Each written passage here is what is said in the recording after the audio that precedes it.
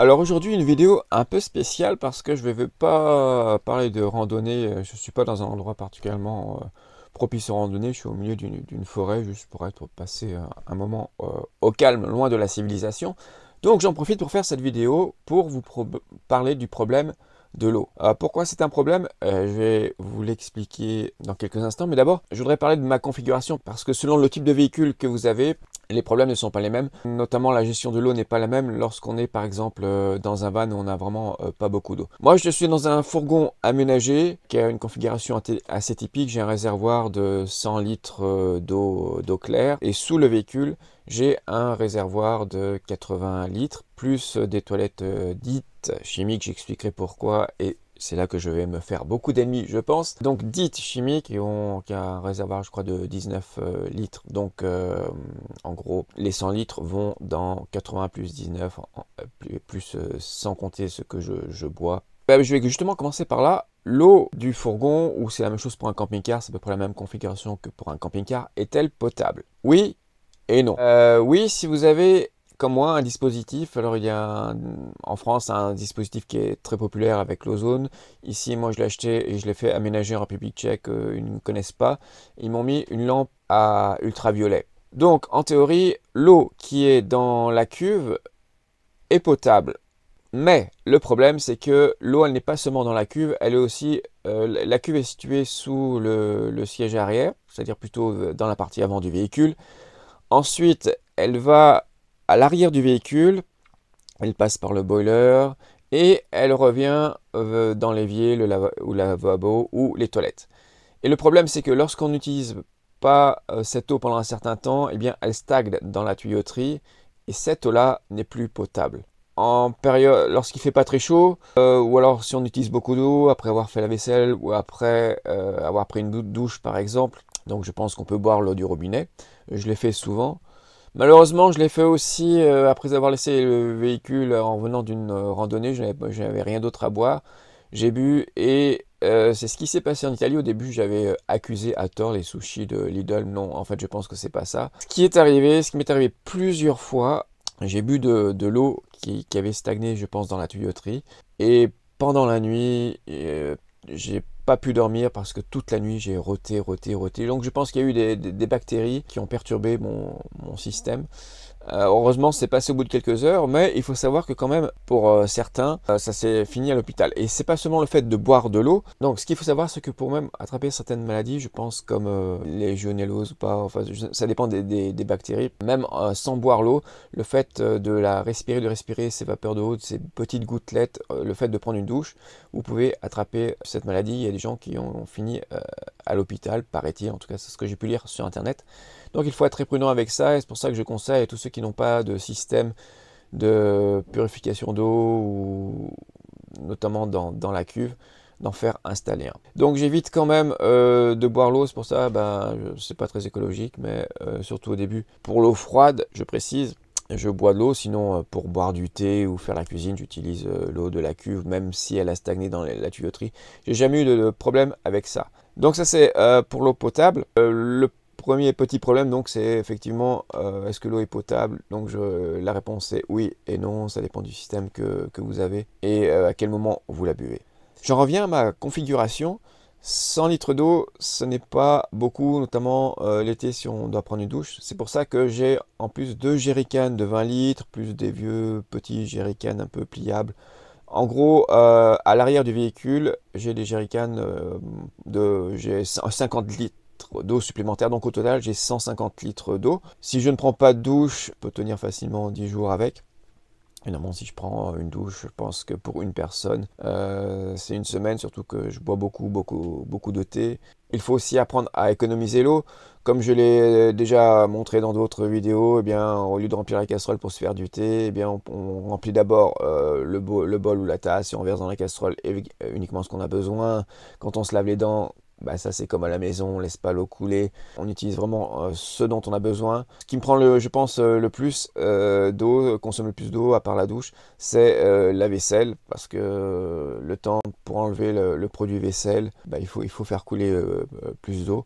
Donc c'est ça à mon avis, c'est la vaisselle qui consomme le plus. À propos de la vaisselle d'ailleurs, conseil, passer un coup de sopalin avant de laver. Déjà, vous gagnerez plus de temps et puis surtout, ça évite que la graisse se dépose dans la cuve parce qu'après, les bactéries encore se développent et ça sent mauvais.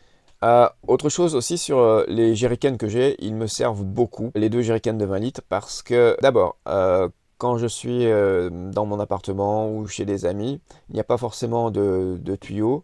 Et en tout cas, depuis mon appartement, je peux pas, j'habite en ville, donc je ne peux pas tirer un tuyau entre l'appartement et le fourgon. Donc je remplis mes 100 litres d'eau avec mes 2 jerrycans de 20 litres chacun. Donc à chaque fois, je dois descendre 40 litres d'eau. C'est assez lourd. Et heureusement, ce fourgon est équipé d'un petit truc en plastique qui permet de remplir le fourgon avec, avec un jerrycan sans problème. J'ai aussi fabriqué, comme c'est pas toujours facile de trouver de l'eau lorsque on est loin de chez soi, un truc tout simple, un tuyau avec un entonnoir, et à partir de ça, je peux remplir dans une station-service, n'importe où il y a un lavabo, et bien je remplis mes jerrycans avec ça. Bon, ça prend un peu de temps, mais c'est très efficace. Et en fait, c'est tout simple. Donc remplir de l'eau, c'est pas si difficile lorsqu'on est en France, par exemple.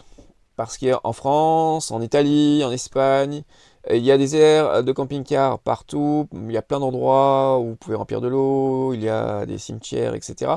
J'étais surpris quand j'ai voyagé en Italie, sur toutes les aires, quasiment toutes les aires de repos des autoroutes, il y a un coin pour camping-car où on peut vider les eaux grises, les eaux noires, et faire le plein d'eau, même si ça ne marchait pas toujours pour faire le plein. Donc dans ce cas, il reste la solution des toilettes et de remplir avec le jerrycan ou d'aller à la prochaine aire d'autoroute. Mais ça, c'est pour l'Europe occidentale. Maintenant, là où je suis, où je voyage le plus, c'est là où je réside, c'est en République tchèque, en Europe centrale. Et là, il n'y a quasiment pas d'air pour les camping-cars, pas d'air de service. Donc c'est beaucoup plus compliqué. Et c'est d'autant plus compliqué l'hiver de faire le plein d'eau que les robinets sont gelés. Et ça, même en France, beaucoup de robinets sont coupés puisque sinon, ça gèle. Donc la solution, qui reste, c'est ce que je viens d'expliquer, c'est le jerrycan avec le tuyau et l'entonnoir. Donc vous allez me dire, d'accord, pour remplir ça va, on peut toujours se débrouiller. Maintenant, pour vider, que faire lorsqu'il n'y a pas d'air de service? Où vider ces cuves, où vider les eaux noires des toilettes? Je vais commencer par les cuves d'eau grise. Alors, les eaux grises, c'est un réservoir qui est placé sous le véhicule et l'eau qui coule dedans, c'est l'eau qui vient de l'évier,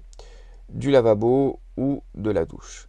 Donc, en théorie, si vous ne mettez que de l'eau et que vous videz ça dans la nature, ce qui est interdit, même si c'est de l'eau propre, pure, c'est quand même interdit, vous ne polluez pas l'environnement. Mais si vous utilisez des produits chimiques, alors là, c'est un problème parce que non seulement c'est interdit, mais en plus, vous polluez l'environnement. Alors, vous allez me dire, que faire si l'aire de service est à 200 ou 300 km de chez vous? Est-ce que vous allez faire 200 ou 300 km et si vous voulez faire un aller-retour, ça vous fait 500 km? Non, vous n'allez pas le faire. Et vous n'avez pas d'autre solution que de vider votre cuve d'eau grise dans la nature.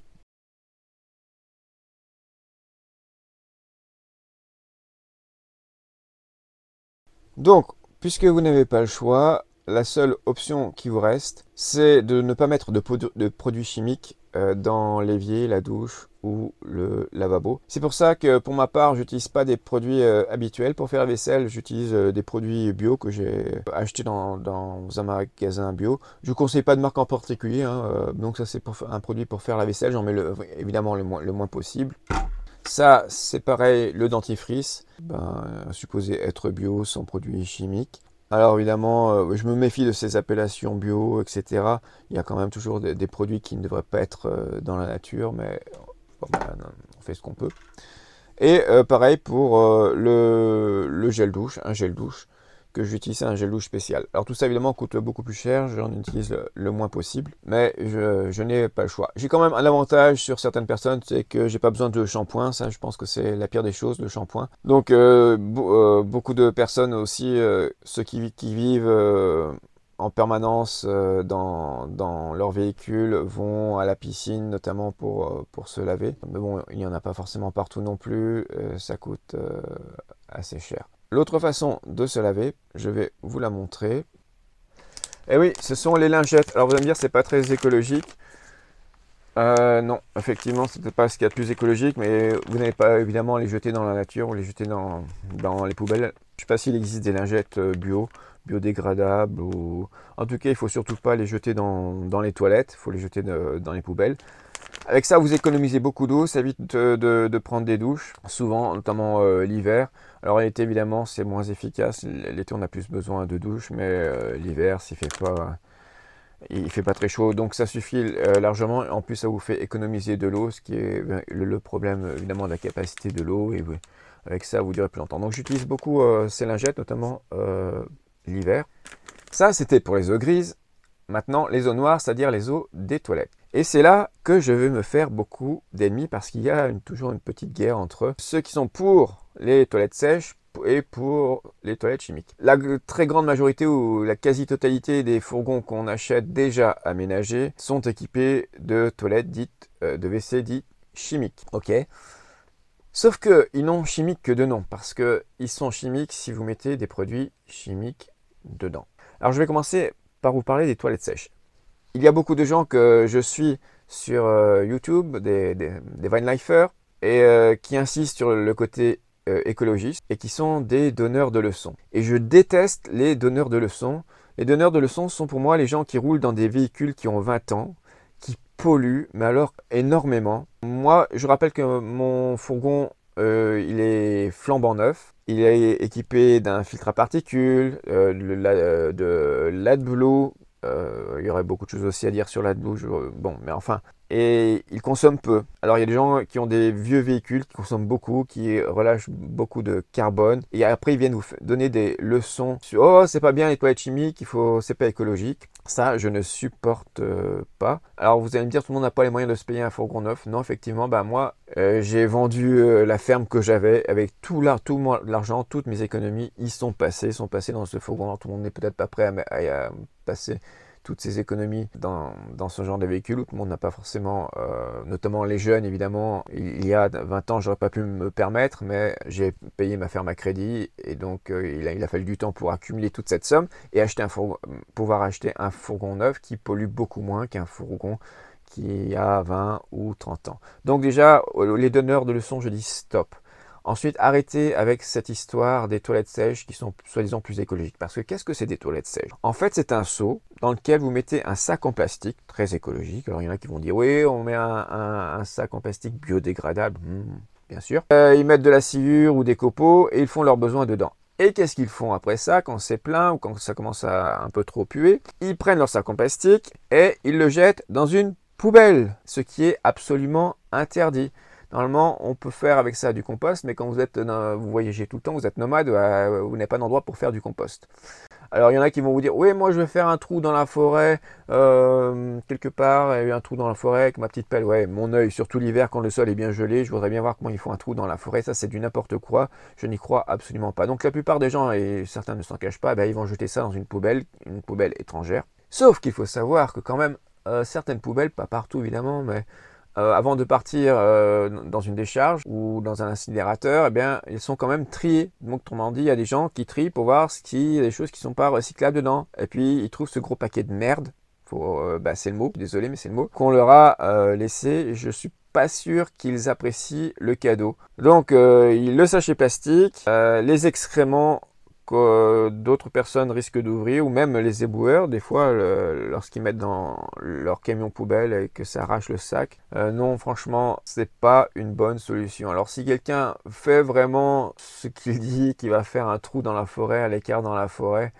je veux bien, ok, pourquoi pas, mais ça, j'y crois pas une seconde. Alors, quid des toilettes dites chimiques? Alors, pour les toilettes chimiques, déjà, elles sont chimiques, comme je l'ai dit, si vous mettez des produits chimiques dedans.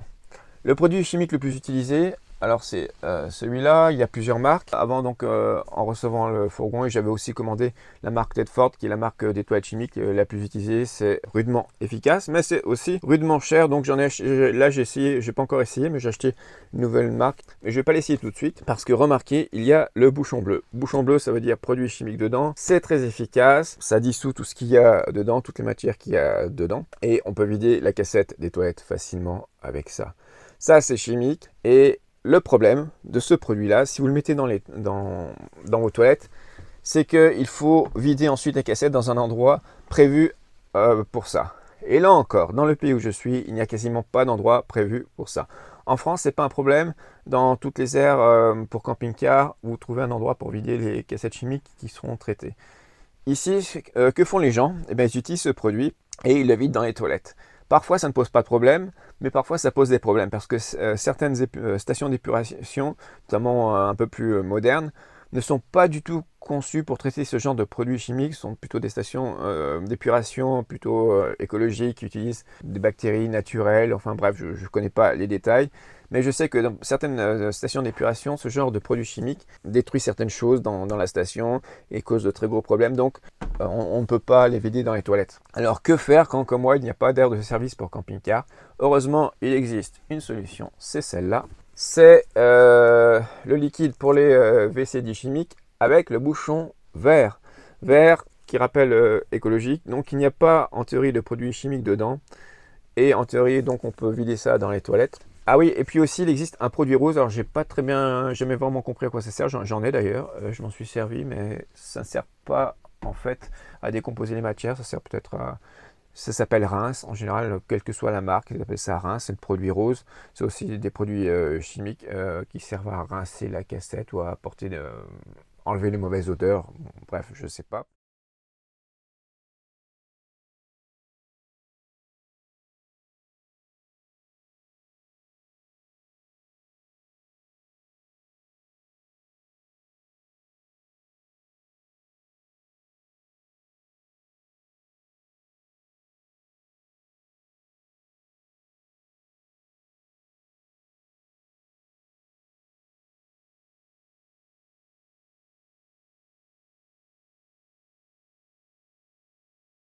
Alors, vider les toilettes, la cassette des toilettes dans la nature, comme les eaux grises d'ailleurs, vous n'allez pas faire ça sur un parking. Vous allez faire ça dans la nature, à l'écart, dans un endroit loin, assez loin d'un chemin, où personne ne passe, parce que sinon c'est vraiment dégueulasse. Et surtout, quand il n'y a pas de témoin, pas parce que c'est interdit, parce que c'est interdit, mais parce que les gens ne savent pas ce que vous videz. Ils peuvent imaginer que vous videz des produits chimiques, alors que ça peut être dans la cuve, hein, juste de l'eau normale, donc qui pose pas de problème pour l'environnement. Pour les toilettes, bon, c'est un peu plus discutable et c'est pas agréable non plus si vous, à côté d'un chemin, lorsque vous passez, vous voyez des papiers toilettes ou notamment dans les endroits où il y a beaucoup de véhicules qui stationnent. Après, ça s'accumule. Donc, il vaut mieux aller un peu à l'écart. Et le mieux, évidemment, en ce qui concerne les toilettes, c'est vider ça, la cassette dans des toilettes. Donc, je sais que tous ceux qui défendent les toilettes sèches vont m'attaquer là-dessus. Bon, peut-être qu'ils vont trouver d'autres arguments, mais de mon point de vue, ce n'est pas écologique. Donc, je déteste les donneurs de leçons qui roulent dans un vieux diesel, qui nous font croire que les toilettes sèches, c'est écologique, alors que c'est vraiment dégueulasse, parce que surtout quand on le jette dans une poubelle. Alors, il y a des vrais écologistes. Eux, par contre, je les admire, qui vont vraiment faire un trou.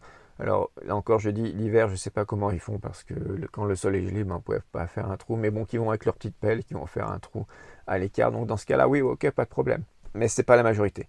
Ah oui, et détail aussi, mes toilettes, j'ai fait équiper mes toilettes d'un système SOG, SOG, qui est en fait un ventilateur qui s'ouvre à chaque fois qu'on ouvre le clapet des toilettes. Il se met en route et il aspire l'air et les mauvaises odeurs vers l'extérieur à travers un filtre à carbone. Donc vous n'embêtez pas vos voisins avec les mauvaises odeurs.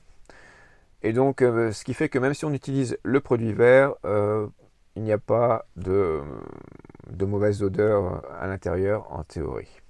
Donc pour résumer, eh bien, vous devez prévoir à l'avance si vous aurez la possibilité ou non de vider vos eaux grises et vos eaux noires dans une aire de service ou pas, et en fonction de ça, faire attention. Il n'y a pas d'autre solution. Je ne vois vraiment pas d'autre solution. Lorsque ça n'existe pas, ben, vous n'allez pas faire 200 ou 300 km pour vider ça. Donc la seule solution, ben, c'est de limiter les dégâts pour l'environnement en utilisant des produits bio comme je fais, surtout pas de produits chimiques.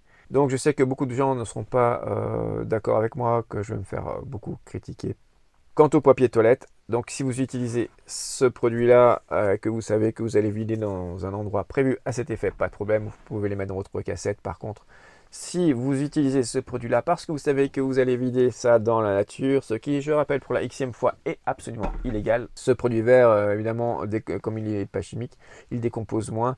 Donc dans ce cas-là, je vous déconseille de jeter le papier dans les toilettes, même s'il est biodégradable. Et en plus, si vous allez vider ça dans la nature, c'est vraiment dégueulasse de voir du papier toilette dans la nature, parce qu'il va rester là un certain temps. Puis il y a peut-être des gens qui, même si vous êtes loin d'un chemin, il y a des gens qui vont passer là.